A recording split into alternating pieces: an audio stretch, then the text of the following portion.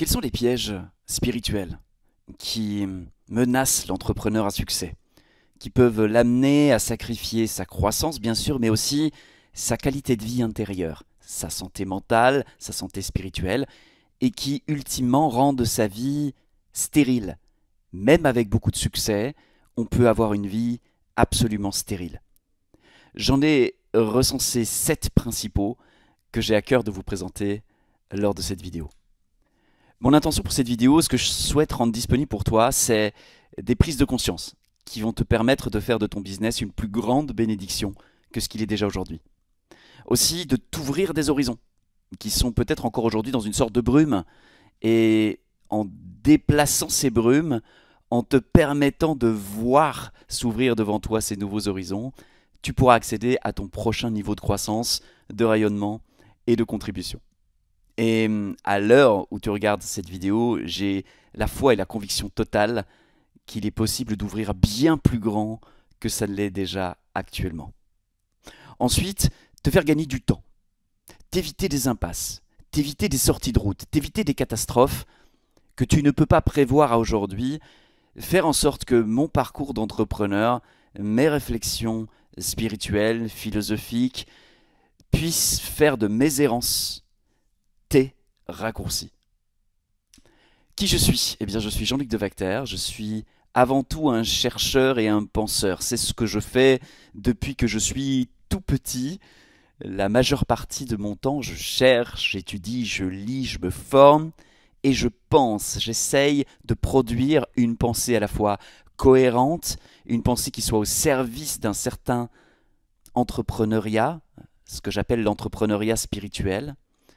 Et tout cela, j'ai commencé à le condenser, à le synthétiser dans un livre qui s'appelle Business Bénédiction, et sur lequel je travaille pour en faire une version plus élargie, plus dense, plus détaillée, qui devrait se terminer en 2024. Je suis entrepreneur depuis 2012, ça fait plus de 11 ans, à l'heure où je tourne cette vidéo, que je crée des projets, je mets en œuvre des projets, certains avec plus ou moins de succès, et c'est toute cette expérience-là aussi que j'ai envie de mettre à ta disposition dans cette vidéo. Mon travail aujourd'hui, c'est d'être coach, mentor et consultant pour des entrepreneurs débutants, confirmés et même très avancés. J'ai eu le privilège d'accompagner plus de 650 entrepreneurs depuis maintenant 7 ans que je fais ce métier. Certains font plusieurs millions de chiffres d'affaires annuels et d'autres sont, comme je le disais, plus débutants. Tomber dans certains pièges peut nous coûter très cher. Je pense qu'une partie de mon parcours a été justement d'en visiter un bon nombre pour faire de moi un enseignant plus averti, quelqu'un qui est capable aujourd'hui de dresser une cartographie des pièges également. Parce que lorsque l'on réussit son premier business et qu'on a connu que la réussite, on est assez rarement un bon enseignant. Un bon enseignant, c'est celui aussi qui est capable de dire attention, là il y a un piège, attention, ne tombe pas là. Finalement, le parcours d'un entrepreneur à succès, c'est autant de faire les bonnes choses au bon moment que d'éviter de faire les mauvaises au mauvais moment. Voici donc 7 pièges qui peuvent littéralement nous coûter en tant qu'entrepreneur notre vie, notre qualité de vie, la qualité de notre vie intérieure, notre santé mentale, mais aussi notre vie plus spirituelle, notre sagesse profonde et la capacité que nous avons à rendre notre vie fertile plutôt que stérile. Allez, on y va pour les 7 pièges. Le premier, c'est de voir court terme. Mais attention, je ne vais pas parler ici de cette classique vision à 10 ans dont parlent tous les coachs en mindset, tout le développement personnel et professionnel mainstream. Non. Je pense qu'aujourd'hui, nous sommes à un tournant dans l'espèce humaine et ce que l'humanité est en train d'apprendre, c'est apprendre à penser à long terme. Il en va de sa survie aujourd'hui. Elle doit absolument apprendre à penser, s'engager collectivement à long terme. Ou elle va apprendre à faire cela, ou elle s'éteindra. Je pense qu'on est tous à peu près d'accord là-dessus. Ce que je pense aussi, c'est que les entrepreneurs, les chefs d'entreprise sont véritablement l'énergie créative de la société humaine. C'est entre leurs mains, pour moi, que se trouvera l'émergence de nouvelles visions, l'émergence de nouvelles façons de faire. Les entrepreneurs d'aujourd'hui ont endossé le rôle qu'avaient les artistes jadis, celui de véritablement proposer une vision nouvelle. En 2022, 2023, 2021 déjà, ma proposition était de réfléchir, poser, densifier une vision que j'appelais à l'époque millénaire, qui proposait l'exercice mental d'envisager l'écho de nos actes et décisions à une échelle de temps très longue, afin de nous ouvrir des perspectives plus vastes et une sagesse beaucoup plus profonde. C'était ma proposition en 2021, 2022, 2023. Là, il faut aller plus loin. Je veux aller plus loin. Je veux te livrer aujourd'hui ma proposition intégrale que j'ai nommée la vision éternelle. La vision éternelle, c'est quoi? C'est d'envisager que ce que je vais faire, dire, va résonner dans l'éternité, va avoir une résonance dans l'éternité. Je ne pourrai pas faire un CTRL-Z sur ce que je suis en train de faire. Ce que je vais lâcher dans le monde va avoir sa résonance, plus ou moins puissante, plus ou moins impactante à l'échelle de l'histoire humaine, mais cela aura un impact. Et nous ne pouvons pas mesurer l'impact que cela va avoir. La maman, pardonnez-moi de prendre cet exemple, mais la maman d'Hitler n'avait pas idée, ou le papa d'Hitler, je ne sais pas quel était son contexte familial, n'avait pas idée du potentiel impact qu'auraient leurs actes et leurs non-actes sur ce petit garçon.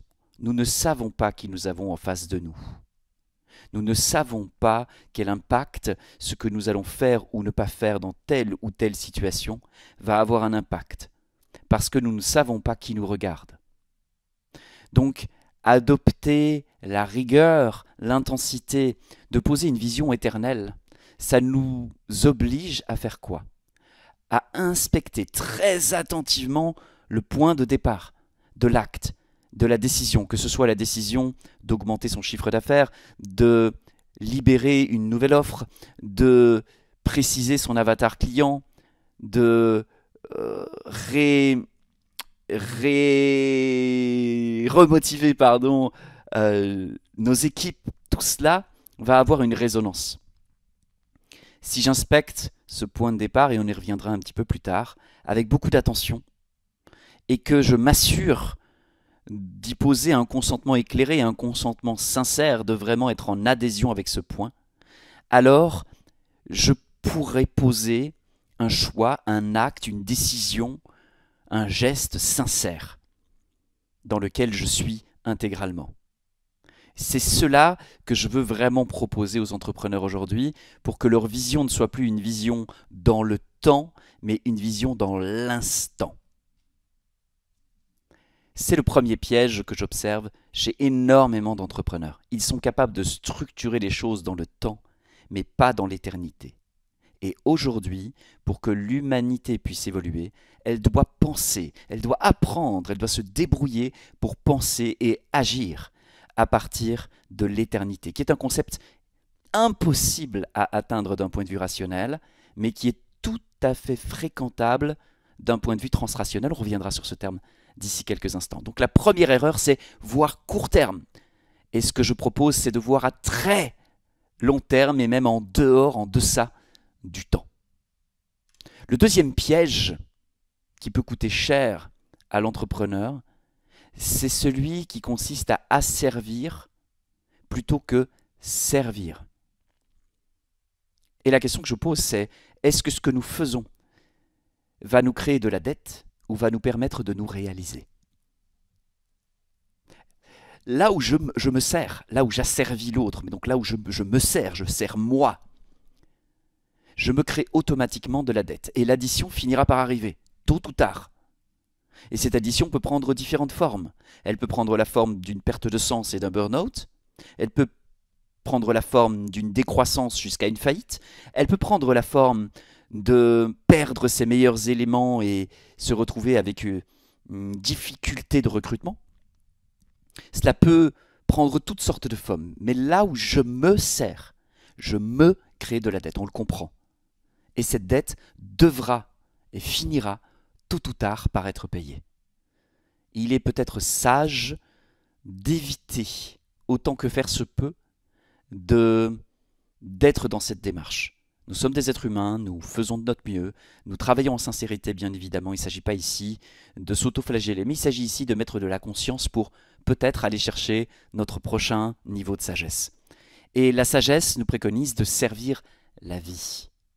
Pas de servir l'autre, pas d'être asservi par l'autre, mais de servir la vie. Parce que lorsque nous servons la vie, en l'autre, en nos collaborateurs, dans la société, alors, eh bien, nous créons en nous la possibilité d'être servis par la vie en retour.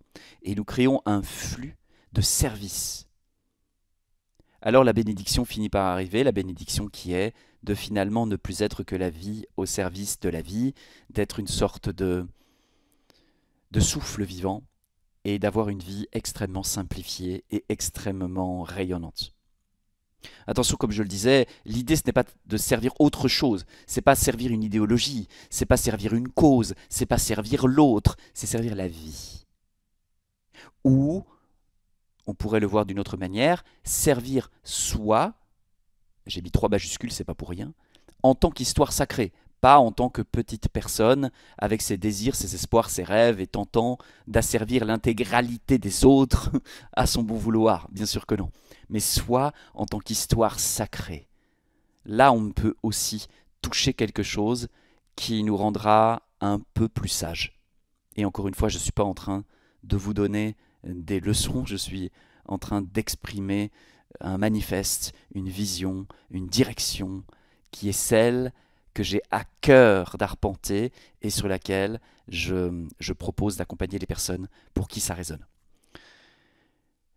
Si je souhaite m'enrichir pour consommer la vie, je m'enferme dans une dette future. Si mon but dans la vie, c'est m'enrichir pour consommer la vie, c'est-à-dire pour me générer de la dopamine et du plaisir, je m'enferme dans une dette future. La société dans laquelle nous vivons s'est enrichie pour consommer la vie et elle est aujourd'hui confrontée à une dette qui aurait pu être prévue, mais sur laquelle nous avons collectivement choisi de faire un déni jusqu'à ce que ça devienne absolument impossible. Par contre, si je m'enrichis pour honorer et servir la vie, alors j'élève la conscience humaine. Et je l'élève à évoluer depuis son nombril jusqu'à son cœur. Autrement dit, comme le dirait mon bon ami Serge Véco, j'apporte 1 milligramme d'amour en plus.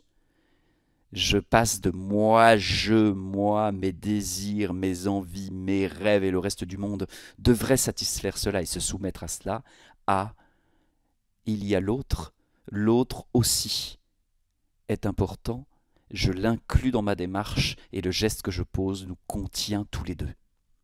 Alors on peut commencer à vivre non pas en écoutant son cœur, mais en faisant vibrer dans le cœur une vibration différente qui parle d'une plénitude, d'une complétude et d'un amour absolu. Ça, c'est la porte de sortie pour l'humanité, mais avant toute chose, c'est la porte de sortie pour nous, chacun des individus qui sommes exposés à cette proposition. 3e piège important celui-là, c'est d'œuvrer, de travailler, de décider, de mettre en place des stratégies à partir de la peur plutôt que de l'amour.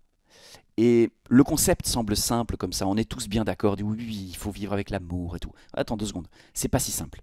C'est pas si simple parce que il ne s'agit pas juste d'en avoir l'intention, il ne s'agit pas de se raconter des histoires, il ne s'agit pas d'être des bisounours, de mettre des colliers de fleurs et de penser que ça suffit. Non, non, non, non, non.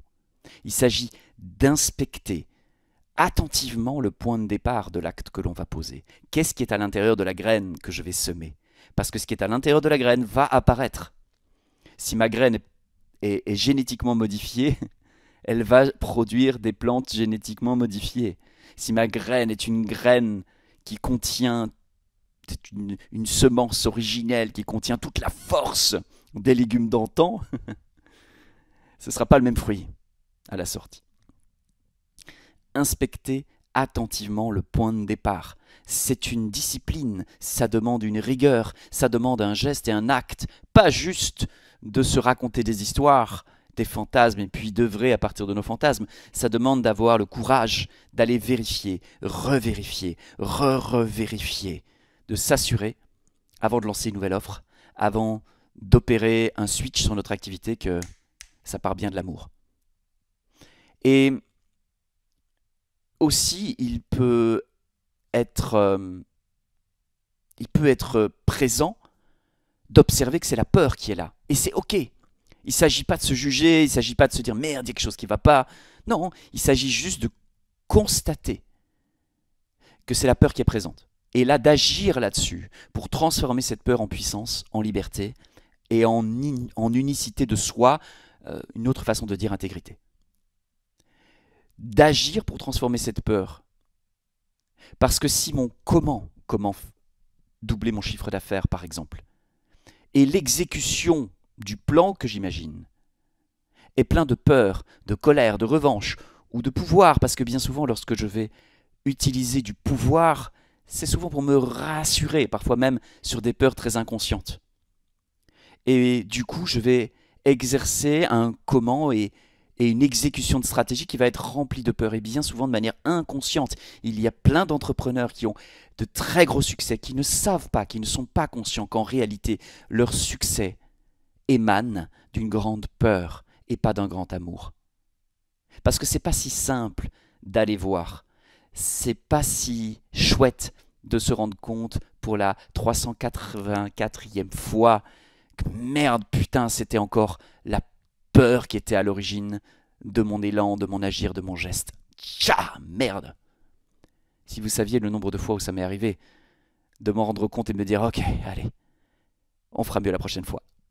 On est sincère, on essaye et on fait mieux la prochaine fois. » Parce que ce qui compte, ce n'est pas tant d'accumuler les richesses matérielles, mais d'accumuler la seule richesse immatérielle qui nous libère progressivement, qui nous permet de nous réaliser et non pas de cumuler et d'accumuler des richesses qu'on n'emportera de toute façon pas de l'autre côté.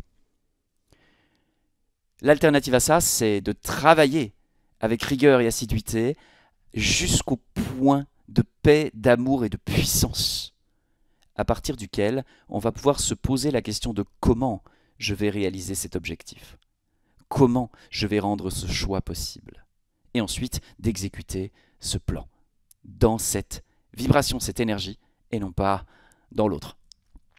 Troisième piège spirituel de l'entrepreneur à succès. On continue. Quatrième. Celui-là, il va, selon moi, déterminer la différence entre des entreprises qui vont péricliter, voire s'éteindre, et d'autres qui vont s'envoler dans les années à venir. Les entreprises qui vont s'envoler dans les années à venir seront celles qui auront compris que recruter pour faire quelque chose, c'est terminé. Ce paradigme-là, il est mort, c'est terminé. Aujourd'hui, l'humain a besoin qu'on l'invite à être dans notre écosystème. Recruter pour faire, ce sera remplacé soit par l'intelligence artificielle, soit par d'autres moyens, mais l'humain ne veut plus être recruté pour faire. Ma prédiction, c'est que dans les jeunes générations, et donc dans l'avenir, personne de bien alimenté en énergie et en inspiration ne voudra plus faire partie d'une structure qui veut l'exploiter. Ça veut dire que nous aurons des esclaves faibles en énergie pour des tâches dont personne ne voudra et qui ne pourront pas être robotisés ou remplacés par l'intelligence artificielle, mais que ceux qui sont bien alimentés en énergie, qui sont sains de corps et d'esprit, ceux qui seront bien connectés et ceux qui seront inspirés, accepteront de faire partie de projets, d'écosystèmes dans lesquels ils sont invités à être. Donc, pour nous, entrepreneurs, travailler à créer un écosystème qui respecte les humains et les besoins humains, ce sera absolument nécessaire à l'avenir. Et maintenir cet écosystème pour qu'il nourrisse et dynamise ces mêmes humains, ce sera un avantage concurrentiel énorme. Énorme. Donc, il ne s'agit plus aujourd'hui de recruter pour faire, mais d'inviter à être. C'est un changement de paradigme de recrutement qui est absolument capital.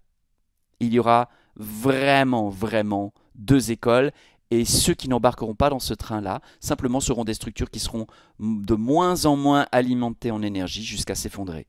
Sauf celles qui seront juste complètement constituées d'intelligence artificielle. Mais là aussi, il y a des faiblesses. Et là aussi, il y a comment dire, ça coûte cher, l'intelligence artificielle en énergie.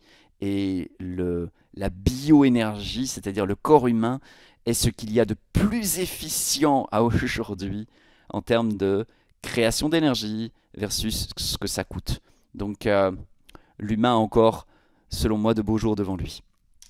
5e piège spirituel, c'est de vouloir changer, sauver ou réparer le monde.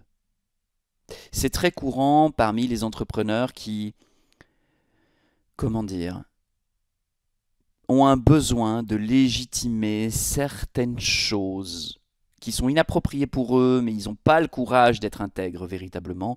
Alors ils vont s'enfumer dans le fait de s'engager dans une forme de cause ou dans une forme de belles intentions. Ils vont aller chercher dans le regard de l'autre une validation parce qu'ils n'arrivent pas à se valider eux-mêmes, parce qu'ils ne sont pas complètement clairs avec eux-mêmes, ils vont vouloir être saints, entre guillemets, aux yeux des autres. Ceux-là vont se lancer dans des grandes quêtes pour changer, sauver, réparer le monde. C'est pas bon, il ne faut pas faire ça. On va voir pourquoi. La proposition que je fais, moi, de mon côté, c'est, elle me vient également de mon ami très sage Serge Véco pour rendre à César ce qui est à César, aimer le monde. Aimer le monde. Pourquoi c'est une mauvaise idée de vouloir changer, sauver ou réparer le monde? Tout simplement parce que exercer sa volonté sur un objet extérieur est toujours porteur d'un grand risque de violence. Nous devrions toujours être très délicats lorsque nous exerçons notre volonté sur un objet extérieur. Qui plus est, un objet sensible et complexe comme un être humain. Qui plus est, un objet sensible et complexe comme un écosystème d'êtres humains. Exercer cette volonté à partir de son désir à soi, que le monde soit différent, c'est toujours une agression de soi sur le monde. Parce que ça part toujours d'un jugement qui dit le monde n'est pas comme il devrait être. Et ce jugement est toujours posé depuis un point de vue, un petit point de vue qui est le nôtre. Ça veut dire que du point de vue de notre petit nombril d'être sans conscience, nous posons un jugement définitif sur le monde et après, nous nous arrogeons le droit de poser des actions, des paroles. Pourquoi faire que le monde soit conforme à notre désir? Ça, c'est ce qui fait qu'on va se faire tous la guerre les uns contre les autres. Parce que si ma perspective, c'est de vouloir transformer le monde pour qu'il soit fidèle à mon désir, mon copain à gauche qui a un autre désir, il ne va pas être très d'accord avec ça. Parce que si le monde est tel qu'il doit être pour répondre à mon désir, il ne sera pas comme il doit être pour répondre au désir de mon copain. Et là, on est déjà dans un conflit. Et le conflit, il commence dès l'instant où je veux changer, sauver, réparer le monde et j'exerce ma volonté à partir de mon désir que le monde soit différent. Par contre, aimer le monde, ça implique autre chose. Ça implique tout d'abord de faire l'effort de le rencontrer, de le connaître, de l'étudier, d'essayer de le comprendre, de l'écouter. C'est ce qu'a fait Gandhi avant de commencer à prendre une posture politique. Il a fait un grand voyage en Inde pour écouter le peuple indien, écouter les gens, prendre la température. Vraiment, ce n'était pas une opération de com' à l'époque. C'était un vrai besoin qu'il avait de capter tout ça avant de s'engager dans son combat politique. Ça implique de le rencontrer, de l'écouter et de le servir. Là où on a son consentement profond et éclairé. Nous devons être sages parce que là où nous n'avons pas son consentement profond et éclairé, nous aurons à répondre de notre abus. Parce que oui, l'abus commence là où il n'y a pas le consentement. Nous sommes, lorsque nous exerçons un geste sur quelqu'un ou sur le monde, nous sommes responsables du geste posé. Ça veut dire qu'il ne suffit pas que l'autre ait l'air d'être d'accord, nous devons nous assurer qu'il le soit profondément. Nous devons aller avec beaucoup de sagesse au plus loin de ce que nous pouvons. c'est véritablement ça qui nous permettra de ne pas commettre d'actes de violence. Et je crois qu'il est sage de ne pas commettre d'actes de violence autant que faire se peut. Et encore une fois, je ne suis pas en train de faire une leçon, je suis le premier à l'écoute des paroles que je prononce et le premier à me rendre compte de la vastitude du chemin que j'ai encore à parcourir. Mais encore une fois, ce qui fait sens pour moi aujourd'hui, c'est de proposer cette vision avec beaucoup de force, d'inviter un maximum de personnes à l'entendre et à la considérer, et d'accompagner ceux et celles qui ont à cœur que nous avancions ensemble dans cette direction. Décider plutôt que choisir, ça aussi c'est un grand piège. C'est vraiment le piège, je dirais, que je synthétiserais sous cette notion de plafonner en rationnel, d'être limité en rationnel, versus commencer à accéder à une forme de transrationalité. Ce sont des mots un peu barbares, mais je vais les expliquer d'ici quelques instants. Donc décider plutôt que choisir. Notre société est vraiment basée sur décider. Or, décider vient du latin decidere, qui ramène à couper, séparer. Décidere ramène à couper et prendre une partie et laisser l'autre. Donc décider, c'est j'ai le choix de A et j'ai le choix de B, je choisis A, donc je renonce à B dans le même instant.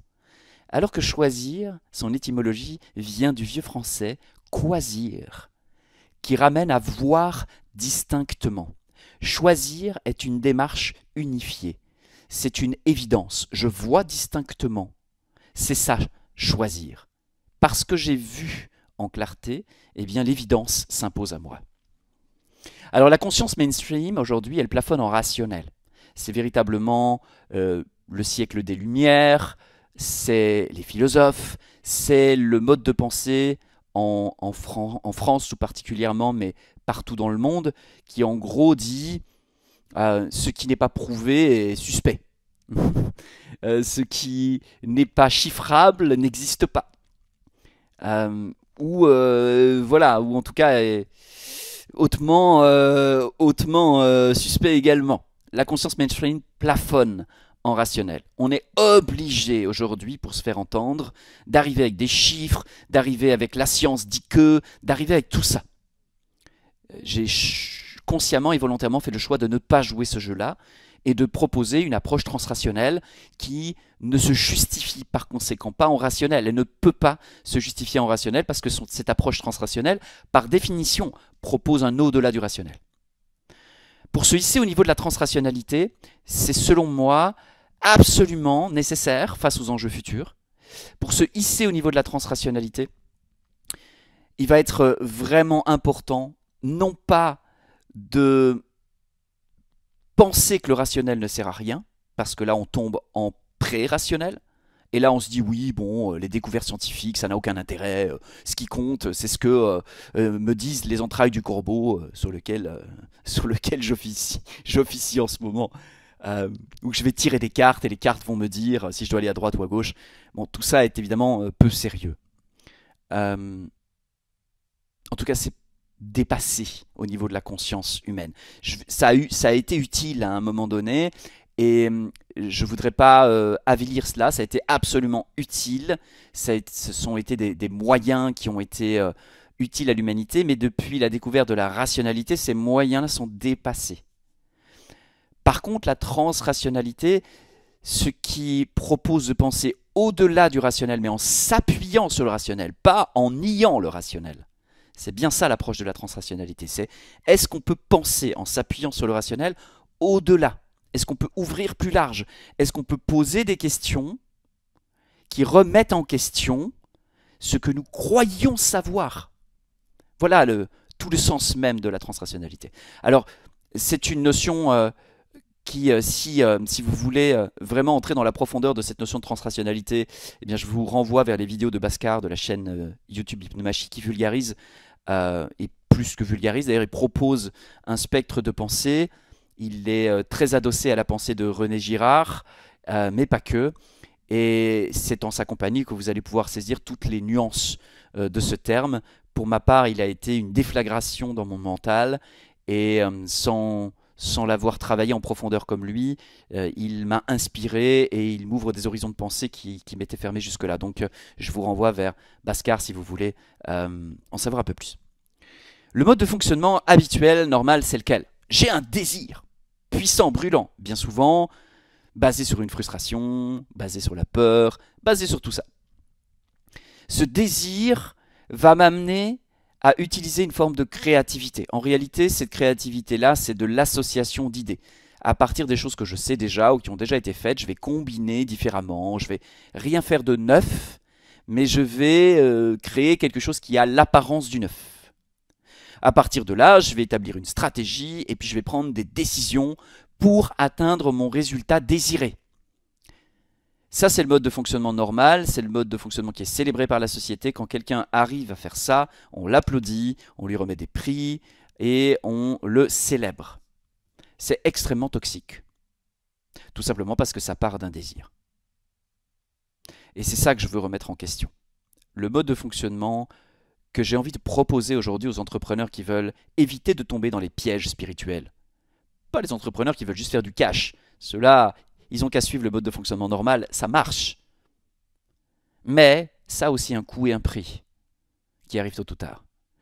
Pour éviter à avoir payé cette addition qui peut être lourde, eh bien, la première étape que je propose, c'est de s'exposer à la vérité. S'exposer à la vérité, ça peut passer par une forme d'introspection, d'aller prendre le temps d'écouter vraiment ce qui fait sens pour nous, d'écouter vraiment ce avec quoi on est en accord profond. Peut-être aussi de fréquenter la pensée de plus sages que nous, d'aller s'asseoir de temps à autre avec quelqu'un qui est capable de nous poser des questions qui piquent, mais des questions qui nous permettent de nous revisiter, d'aller voir si on part bien de l'amour plutôt que de la peur. C'est très précieux cela. C'est pas toujours facile, c'est pas toujours agréable, c'est pas toujours ce que l'enfant en nous valorise, parce que lui, il aimerait bien pouvoir consommer le plaisir qu'il obtient, mais c'est ce qui nous fait grandir en sagesse. Et c'est ce qui, selon moi, sur le long terme, est porteur de fruits qui sont sains et bons. Quand on s'expose à la vérité, eh bien, nous voyons plus clair. Nous voyons plus clair que ce que nous avons jamais vu jusque-là. Donc ça veut dire que nous apercevons quelque chose qui était là, mais que nous n'avions pas vu. Nous grandissons donc en conscience, pour le dire d'une autre manière. À partir de ce voir plus clair, nous ne pouvons plus utiliser les outils d'hier, parce qu'il y a quelque chose de nouveau qui est présent en nous. Et nous devons faire avec ce nouveau. Et ce nouveau, en fait, dans un premier temps, on se dit, mais bon sang, comment je vais faire? Je ne sais pas comment je vais réaliser cela. Je ne sais pas comment je vais embarquer cette nouveauté dans ma vie. On va être obligé d'inventer. Et inventer, ce n'est pas associer des idées anciennes pour essayer d'en créer une nouvelle. Inventer, c'est rester sur notre profonde intention de rester avec cette vérité à laquelle on s'est exposé, avec cette évidence, avec cette intuition profonde, avec ce voir clair qui s'est déployé en nous, et de ne rien lâcher jusqu'à ce qu'à un moment donné, nous ayons une idée. Et cette idée-là, elle est l'émanation de notre détermination à rester, à ne pas sacrifier cela, à rester avec le voir clair. Alors, pouf, quelque chose de nouveau apparaît, quelque chose qu'on n'a encore jamais vu jusqu'à présent, quelque chose qu'on n'a encore jamais fait jusqu'à présent, et parfois quelque chose que l'humanité n'a encore jamais pensé ou fait jusqu'à présent si nous devenons maîtres dans cet art-là. Alors, ce que nous allons pouvoir faire, non, c'est pas décider, c'est choisir cette évidence-là. Et ce qui s'en suivra, ce n'est pas l'atteinte d'un résultat désiré pour la consommation d'une grosse dose de dopamine, mais nous serons dans le mouvement désiré. Nous serons dans un mouvement à l'intérieur duquel nous serons d'accord, nous serons en paix et nous serons en train d'être la vie au service de la vie. Voilà la proposition que je fais, très ambitieuse encore une fois. C'est la raison pour laquelle j'ai à cœur de proposer un accompagnement, parce que je sais que c'est compliqué de marcher sur ce chemin-là et je n'ai pas tout compris, je n'ai pas tout incarné, mais je marche sur ce chemin depuis un bon nombre d'années et j'ai à cœur, comme je le disais, de formaliser ça et de pouvoir être un compagnon de route pour ceux qui veulent aller dans cette direction-là. Septième et dernier piège de cette vision plus spirituelle de l'entrepreneuriat, c'est un piège vraiment très fréquent et très courant, on tombe tous plus ou moins dedans. On peut appeler ça avoir la grosse tête, hein. Ça part de cette volonté d'être perçu comme grand. La volonté que les autres nous acclament, la volonté de recevoir des prix par nos pairs, la volonté qu'à un moment donné nous soyons comme dans un état de gloire et que les autres nous admirent. C'est un énorme piège. Face auquel la proposition que j'ai envie de déposer aujourd'hui, c'est nous pourrions aussi aimer profondément la grandeur et œuvrer à la faire apparaître. Enfanter la grandeur dans le monde plutôt que vouloir être perçu comme grand. Parce que vouloir être perçu comme grand, ça nous conduit à une surégotisation, à un nombrilisme, à un narcissisme qui se paye tôt ou tard. Sur le court terme, parfois on peut gagner. Quand on a les moyens, on peut gagner. Mais tôt ou tard, on paye le prix de ce narcissisme. Le second va nous conduire à la paix, à la liberté, à être une bénédiction pour tous les êtres sensibles. Chacun choisira son chemin. Chaque chemin a un prix. Ne croyons pas, parce que nous voyons à court terme, que le premier est gratuit. Le premier apporte l'addition à la fin, inévitablement. Alors que le deuxième nous propose peu à peu de régler nos dettes et donc de nous enrichir. De marcher non pas vers des succès trop chers à payer, mais de marcher sur une voie où on se crée sans cesse des richesses immatérielles. Et ça ne veut pas dire être pauvre, ça ne veut pas dire souffrir de pauvreté, ça veut dire être sage en marchant sur notre chemin d'entrepreneur pour que nous ne soyons pas un jour confrontés à une addition trop lourde à payer et que nous puissions faire grandir encore et encore les richesses immatérielles pour qu'elles débordent et qu'elles deviennent un souffle, pour qu'elles deviennent un goût, un parfum à l'intérieur de nos entreprises, pour que nos entreprises puissent devenir des bénédictions. C'était mon intention en partageant ces 7 pièges spirituels des entrepreneurs à succès. J'espère que au moins l'un d'entre eux t'aura amené à réfléchir, à prendre conscience de quelque chose, t'aura donné peut-être envie de bouger le curseur à un endroit ou un autre, ou en tout cas t'aura amené de la conscience et ouvert des horizons. Toute fin est un début. La fin de cette présentation n'y échappe pas. La fin de cette présentation peut être, si tu le souhaites, un début.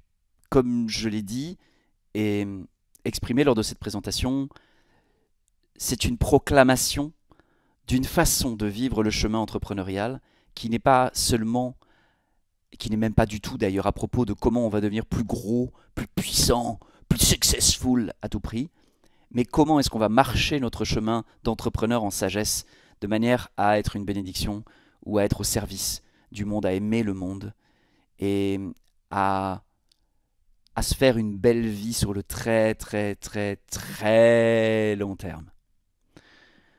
Le début que je te propose ici, il est assez simple. J'ai créé un espace dans lequel je vais accompagner 64 entrepreneurs, pas un de plus. Ça s'appelle le Cercle Stellaire et c'est un club privé. Il n'y a que 64 places, il n'y en aura jamais 65. Je suis actuellement en train de me renseigner pour tokeniser chaque place pour que chaque membre ait sa place de manière numérotée, de manière assurée et puisse, à sa sortie, le jour où il souhaite laisser sa place à quelqu'un d'autre, il puisse valoriser cette place et la revendre auprès du membre qui va prendre sa place et rejoindre ce club. C'est un club privé de personnes qui partagent les valeurs, la vision, la résonance, la vibration que j'ai eu à cœur de placer à l'intérieur de cette présentation. C'est aussi, plus concrètement, un mastermind d'entrepreneurs qui font plus de 6 chiffres à l'année et qui aspirent à croître en conscience et en résultat. Ce n'est pas un mastermind d'entrepreneur qui promet d'aller vers les 7 chiffres, ou un mastermind d'entrepreneur qui promet de doubler son chiffre d'affaires. Non, c'est un mastermind qui promet d'accompagner la croissance en conscience et en résultat. Et suivant là où se trouve le membre, parfois, eh bien, ce sera maintenir les résultats tout en grandissant en croissance. Parfois, ce sera grandir les résultats parce que, eh bien, il faut libérer cette conscience qui est entravée, empêchée. Ça dépend de chacun. Chaque histoire est différente.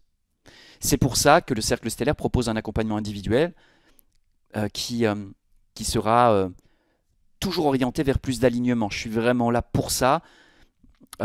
Aujourd'hui, j'aime donner des conseils d'expansion à des entrepreneurs qui ont un niveau de conscience plus élevé que leur niveau d'autorisation à l'exprimer.